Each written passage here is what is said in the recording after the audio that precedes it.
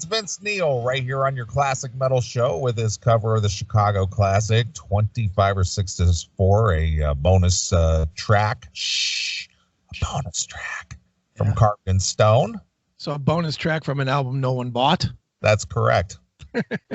Is it really a bonus track if nobody bought the first 10 songs? Well, that's true. I mean, it wasn't on the main record. At least the disc I have, it's not on there. It's on the Japanese version. I know. It's on that import. Very enticing. yeah, that was kind of funny. You know, speaking of that, I have import discs here. Mm-hmm. You know, and they were always more expensive, and people always, you know, the thing is that back in the day when CDs, you know, people bought the CDs or even record albums. Right. You know, did you get the import? It's got the bonus tracks on it, you know, but the import of whatever disc it was like $30 or $40. Yeah. For one dumb song. Yeah. For one dumb song, you know, and of course it came with the Japanese, inlays and all kinds of things like that. But, you know, the people always say, well, why do imports cost so much? Why do imports cost so much? Why do they put a bonus track on the Japanese imports? Mm-hmm. And it was a marketing feature because the American CDs were cheaper. Right. They put a bonus track on the Japanese version to encourage them to buy it domestically rather than, you know, buy the import from like the US. Right. But then the US hardcores, they would go out of their way to buy the import because it had that extra track. It was you and long-haired Mike. Well, I wasn't as hardcore about it. I did pick them up, but I never would just order it because I was such a hardcore, you know. Yeah. But long-haired Mike, he was all about the imports. Didn't I hear something about Deep Purple maybe having an import? Yeah, I wonder where I heard that. I think I heard that rumor somewhere. Yeah. Oh, boy. Well, before I get into my Chicago story here. Yeah. We were talking just before the break about, you know, you running into Tim Owens and people wanting pictures and all kinds of stuff. Mm-hmm. So Dokken is playing down in Pickerington, Ohio, which is a suburb of southeastern suburb of Columbus. When is that? It's tonight. That can't be. What do you mean? You're here. Yeah, so? You're not at the show. No, I'm not at the show because I'll be at the show next week. It's within 18-hour drive. You should be there. Fucking fake fan. Yeah, I know. But to the run up to the show, to this show in Ohio, I had people coming out of the woodwork. Okay. You know, emailing me. I heard from one of my earliest fans when I was on FM radio on the WSTB. Mm-hmm. This girl was still in high school at the time when she used to listen to my show. Okay. And now, you know, she's married. She's been married for a dozen years or so, and she lives in Columbus. And I literally have not heard from her probably since like 2003, maybe 2004. It's been that long. All right. An email out of the blue after, you know, 12 years or more. Yeah. Hey, Dokken is coming to Columbus. Are you coming to the show? I haven't seen you in a long time. It's like, wow, just out of the blue, you thought of me, and after 12 years an emailing me. Yeah, we're going to go to the show. I haven't seen Dokken in 10 years. I was hoping you'd be with the band and come down, and I'd like to see you. Haven't seen you in a long time. Translation, can you get me backstage? Yeah, well, it didn't go that far. I just say I haven't made up my mind, but, you know, I'll let you know. But obviously I did not go. Right. And then our good friend CMS Mikey, he hit me up and he was just like, hey, I'm going to that show. I could cover it for the newspaper. And, you know, if I could get a photo pass, I could get some shots and this and that and the other. And me and my parents are going and we're going to go. And, you know, so is there something you can do to help me out? Yeah, here's the email address. So then our friend Corey, and he's our fan Corey. He's got the son who he named Dokken. Yeah. He's down there. Hey, any chance you could get me hooked up with?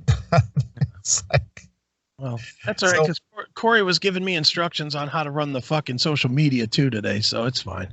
Was he? Yeah, he sent some pictures and goes, put these up on the Facebook page. Oh, did he tell you? Oh, okay, I didn't know. Yeah, and I of course didn't. I put them up where we put things now. All right. Gab and Reddit. Right, on our social media. Yeah, not on the fucking dumb Facebook. Yeah, we don't know. I don't even know what Facebook is. Yeah, that doesn't exist anymore. Yeah, exactly.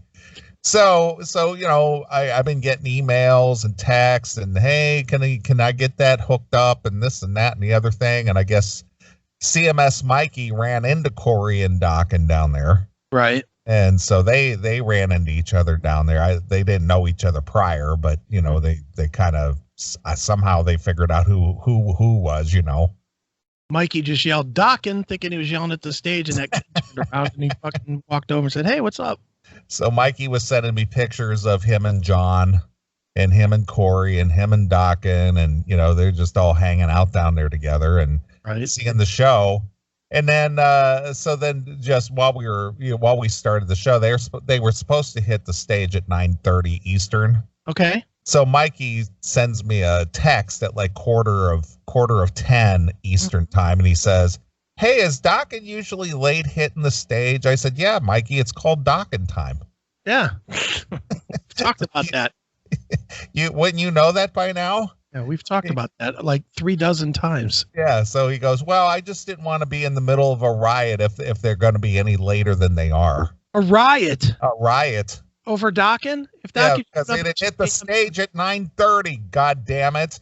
If they just didn't show up, do you think there'd be a riot? Mm-mm. I think people would be like, "Man, that fucking sucks," and they'd leave. Yeah, pretty much. Be a riot. Get the fuck out of here. So anyway, I've been fielding the Dokken stuff today.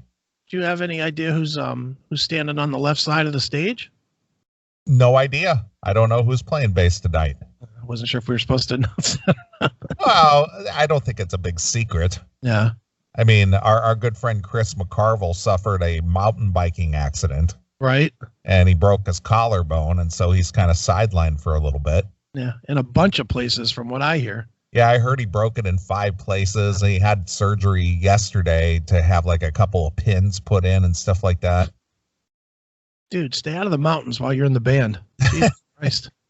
But Chris he texts me a photo, and boy, is he all black and blue on his right side. Yeah, you sent me that photo. I was like, God damn it. Ouch. I was talking to John this week. I put up his legal website for him. I did a website for John. And he texted, or he called me, and we were just going through it. And he's like, "Did you hear about Chris?" And I was like, "No." And he was like, "Yeah, he fucked himself up pretty good."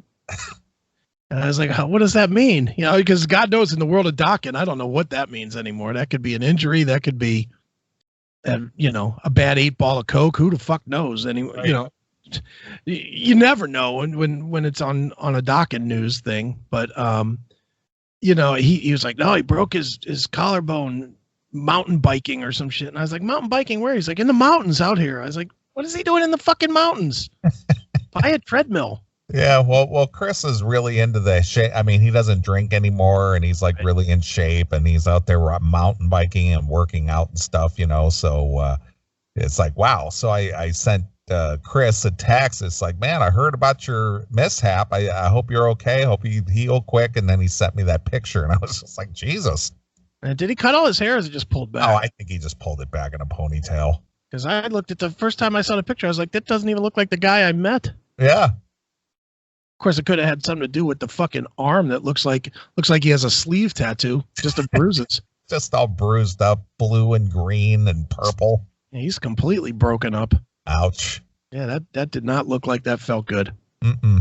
So no, I don't know who they tapped to be the bassist. To be honest with you, I didn't even ask. Yeah, just curious. Well, we'll find out. We'll find out. I'm sure. I'm sure tomorrow there'll be a post on fucking Blabbermouth. Dokken played with some stranger on bass. These guys fucking suck. The other guy probably quit because Don's a dick. Yeah, man. Don was a cocksucker.